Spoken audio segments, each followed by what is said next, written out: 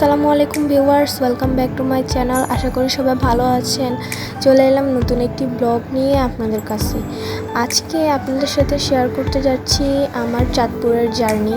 আমি কিভাবে গিয়েছিলাম, কিভাবে থাকছি, একজন শহরের মেয়ে হয়ে কিভাবে গ্রামের মানুষদের সাথে খেয়ে আসছি, থেকে আসছি, বেড়ায় আসছি, তা নিয়ে রয়েছে আজকের ব্লগটি।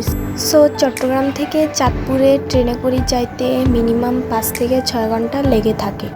অনেক লং জার্নি থাকার কারণে আমরা বাসায় যেয়ে অনেক টায়ার্ড হয়ে গেছিলাম, তাই আমরা রেস্ট নিয়েছি। এই যে দেখতে পাচ্ছেন, এটা হলো আমার চাঁদপুরে প্রথম সকাল।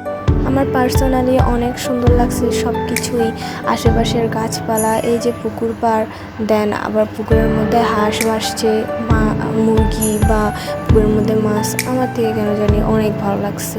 তো চাঁদপুরের দ্বিতীয় দিনে আমরা গিয়েছিলাম পদ্মা মেঘনার মিলনস্থল দেখতে।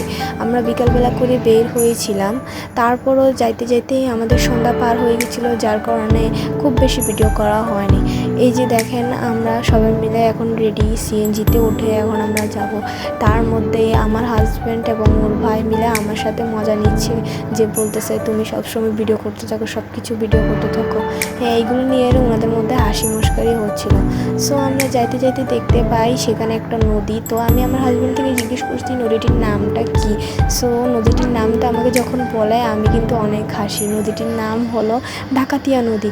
কত আজব না নামটা, ডাকাতিয়া নদী। আমার থেকে তো অনেক ফানি লাগছে। আপনাদের থেকে কেমন লাগছে অবশ্যই আমাকে কমেন্ট করে জানাবেন।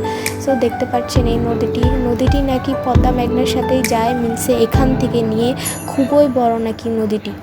তারপর যাইতে যাইতে সন্ধ্যা যেহেতু হয়ে গেছে, সো আমি আর কোনো ভিডিও ক্যাচ করতে পারিনি। এই যে দেখতে পাচ্ছেন, এই একটাই ভিডিও।